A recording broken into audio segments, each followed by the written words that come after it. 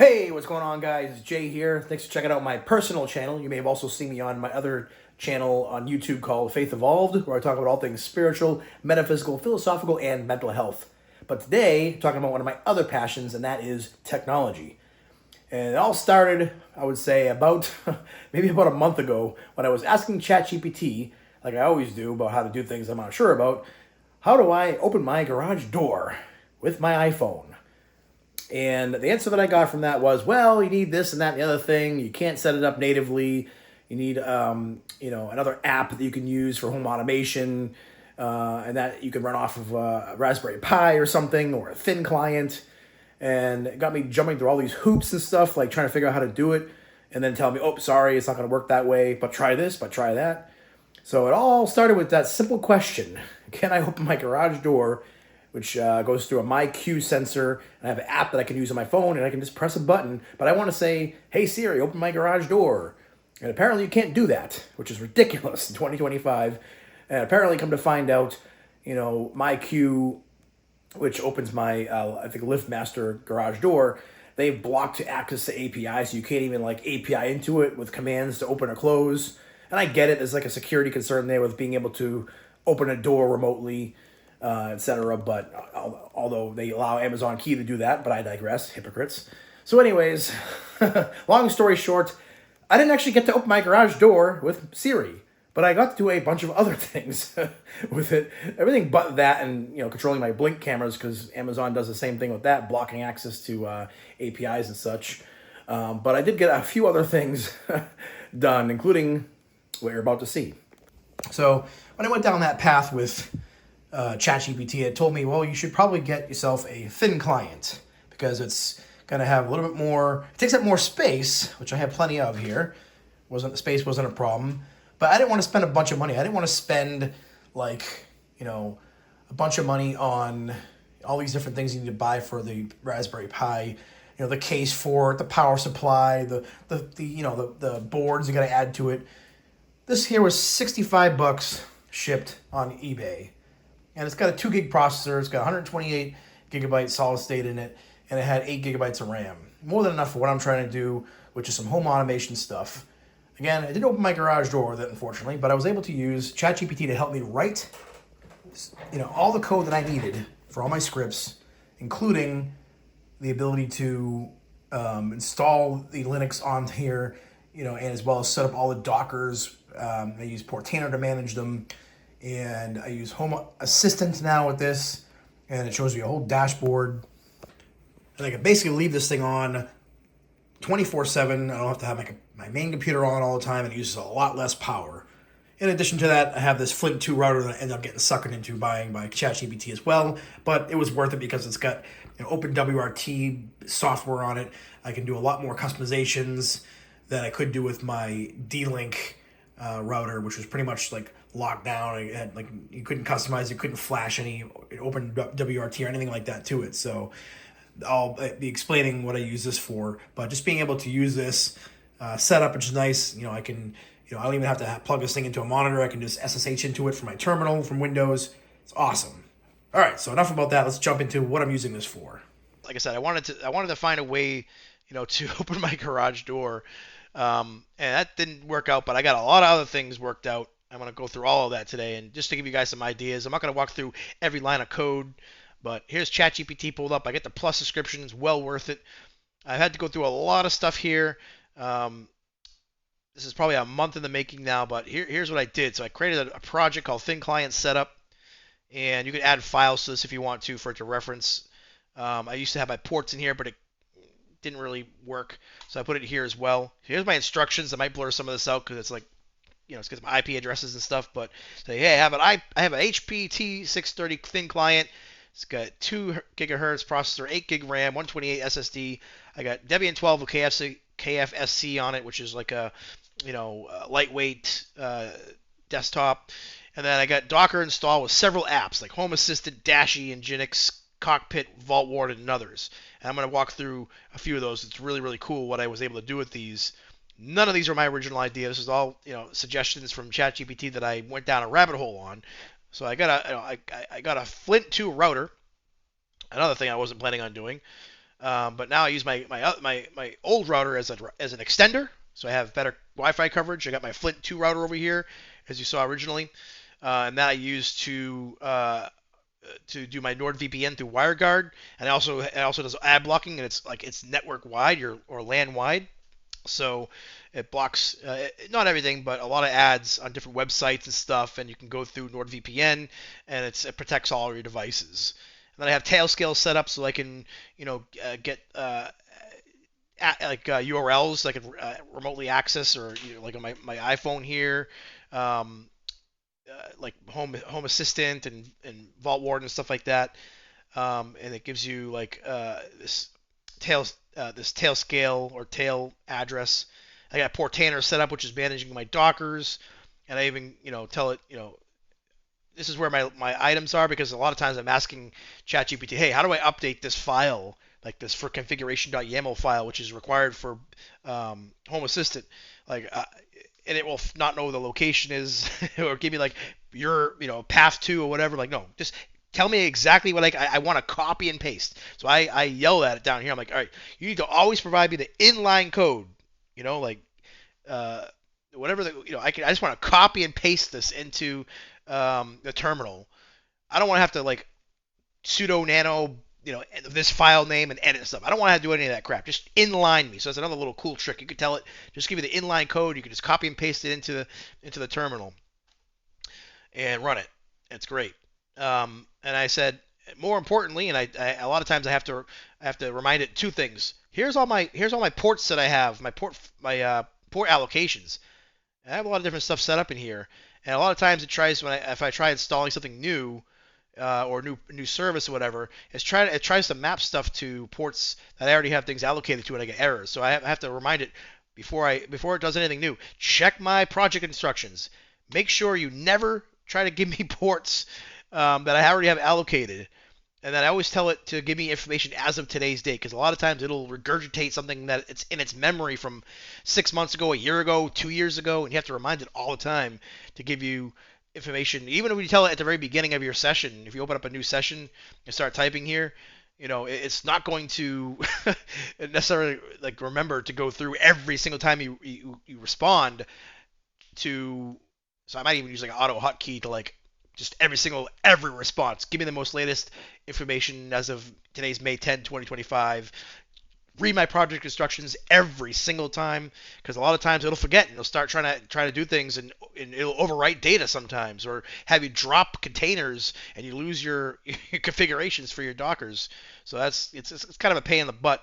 It's not quite there yet. They say that ChatGPT has good memory, but in my opinion, it's not really there yet. But it's getting there, and I have tons of stuff going back, and you can see sometimes I'm yelling at it because it's like screwing things up on me. But I've gone through all kinds of stuff, like setting up my router, to setting up my thin client, getting Debian installed, getting an external hard drive for backup, so I don't have to use cloud storage anymore. So I'm going to save some money on this, and so I have a folder here. Here's some of the stuff I have set up already. So the big first one was my Home Assistant here. Again, I'm going to blur some of this stuff out for privacy reasons, but I can see the status because I have some blink cameras here. See my front door, my patio. You can see my driveway, and it's got my lamp, which I can turn off on or off, as you can see. My printer. Some of the stuff isn't currently working properly. It says I'm away, but I'm not, so I got to fight with ChatGPT over that. And I can start my Roborock robot vacuum from here. I could set like scenes and automations up where I can tell it, if I'm away from the house, or you see my car is away from the house, start the vacuum, because I don't want to be here. I hate hearing the noise of it when I'm here working or whatever. So you can do stuff like that, or go off at 2 o'clock in the morning. I can, forgot to lock my car. Well, now I can lock it from here because I have the Kia K5 GT, which I can apparently log into and control from here.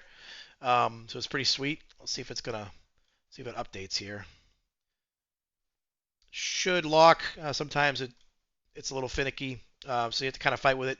But it's kind of cool, just the idea of that, being able to kind of see kind of your whole property, like what's going on, status of things, and adjust certain things as well.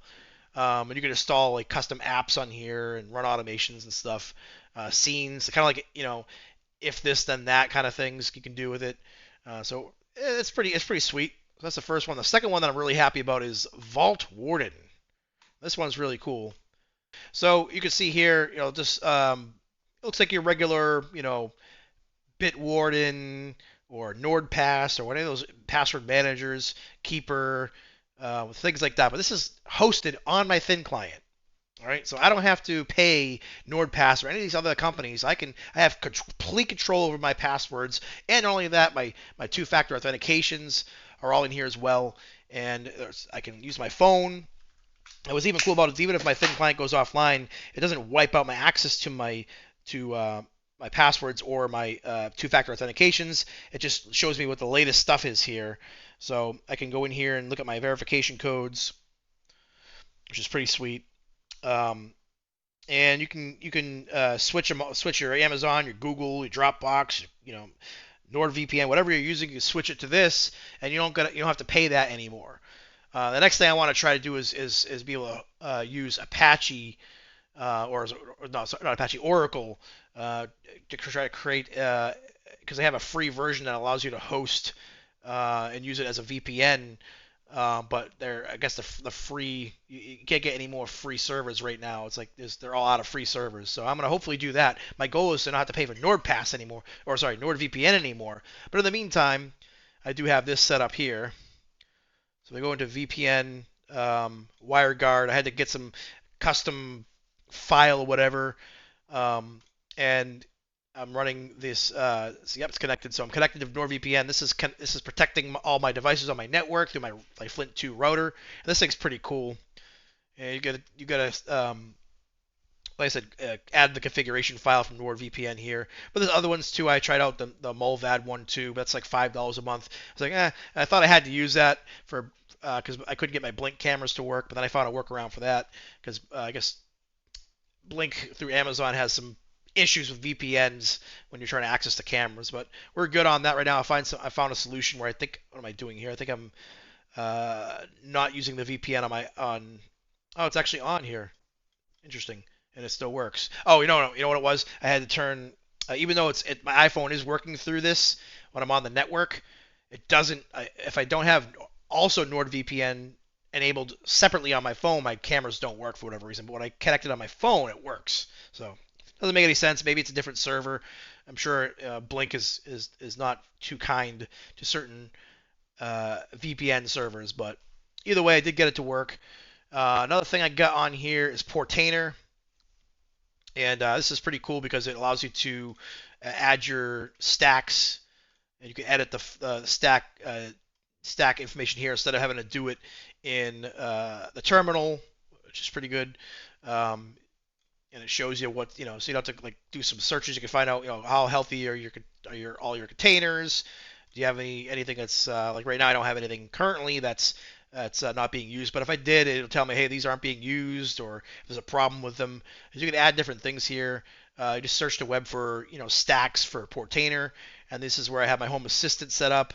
I have Nextcloud, Vault Warden, Photoprism, Duplicati, Glances, stuff like that. There's tons of different apps that you can use through Portainer and manage through here too, and you can redeploy them from here too.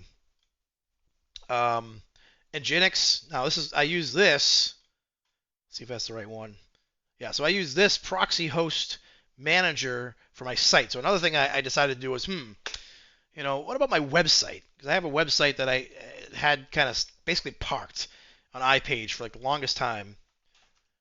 That's my personal site, petrified.net. I've had this since December 1999, and it had literally been sitting there for the longest time without being updated. Somehow, I let my web hosting subscription lapse with iPage, but they still were serving the latest version at the time before the subscription ran out of my site, and it hadn't been touched in years, and I couldn't find a way to get into it or a workaround, but at least they kept what was there without, deleting it. So, but I said, let me take back control of my server too. Why not? Or my site too. So I did that. And I even asked ChatGPT to update it because the old version of the site, let's see if I can show you that under websites here. Petrified.net index. So this is what it used to look like for 17 years. But I said, I want to update this Some of the links didn't even work when you clicked on them. It was just a mess. I mean, I built this sucker back in the early 2000s. Hadn't updated in 13, 14 years. So I said, you know what? Let me ask ChatGPT to help me update my site too. So I had to generate a background, give me some new buttons here, and even this here is new too, where it hovers over. And it's just a better, it's CSS way of managing things. So another thing that I was able to do with the Thin client is, and with also ChatGPT is, host my server on it. Got my server set up on it. Got the Nginx to properly handle the hosting, the proxy for getting into it either here securely or even unsecurely with just petrified.net. I got my settings here to make sure it's forwarding properly. Um, and like I said, a redesign of my personal site, which it's just kind of for fun. I don't really expect many people to go here, but it's all good fun, and I'm still working on it. So that's that. There's also Google, which is another random thing here. It's like a encrypted search for Google or whatever. It doesn't track your information or whatever. Nextcloud, I haven't really gone too much into this. In fact, I might have to get it fixed because I don't even think it's working right now. Oh, it is. Okay, cool. But see if I can even log into this. Yeah, not right now, but you can host your own like cloud or whatever with your own documents and such. But I decided to go a different route with that. I decided to get an external hard drive instead.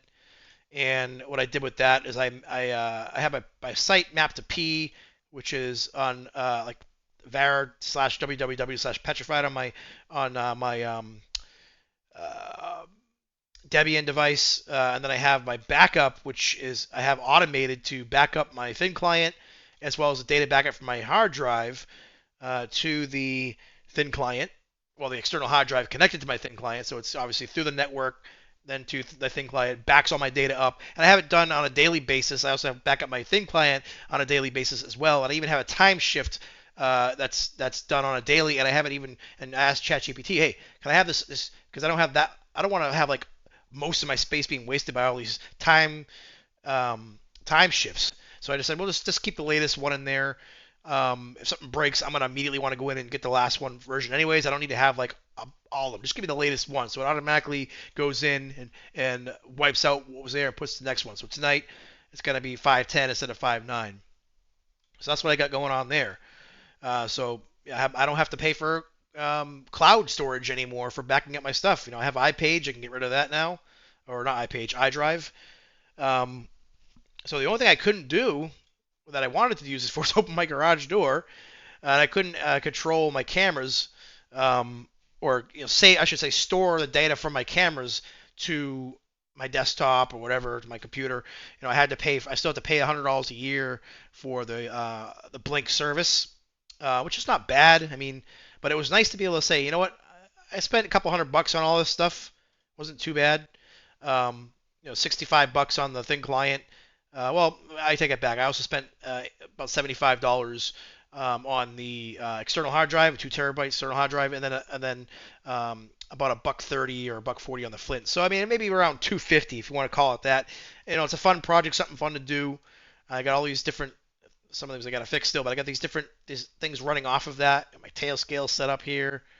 Um, there's some other ones I really haven't dived into too much yet. Um, I got my DNS going through Cloudflare.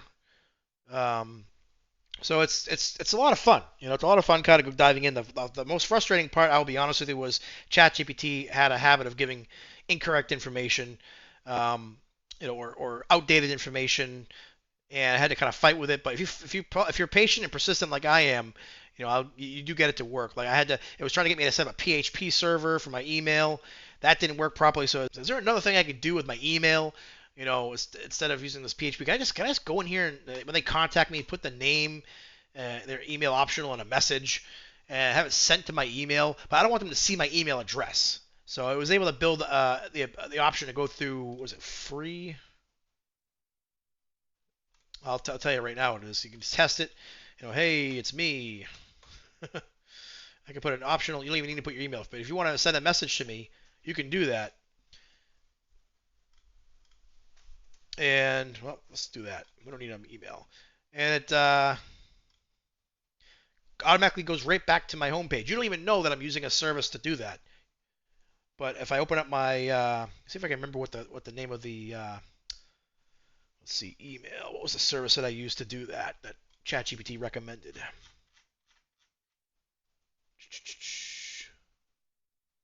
FormSpree, that's what it is. FormSpree.io. So they handle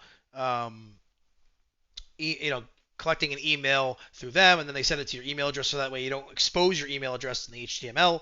But they had a paywall to put up your own redirect page. You know, you'd have to click back after you send the message. But I was like, you know what? No, I don't want to deal with that. Is ChatGPT, is there a way around that? Can you build something in to the code where, you know, I can, or it's possible that we don't have to worry about this? And they're like, yeah, you know, we can do this. Just put in like a redirect right into the code.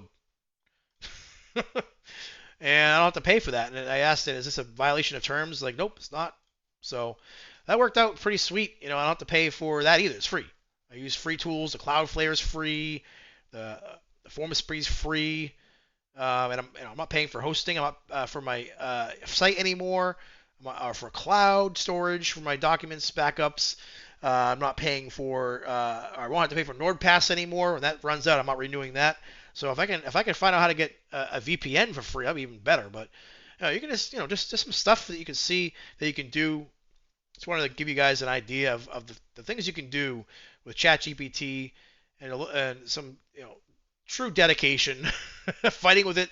But I was able to figure it out, and I say 80% of the things it said I could do, that I didn't even think of to start with, done.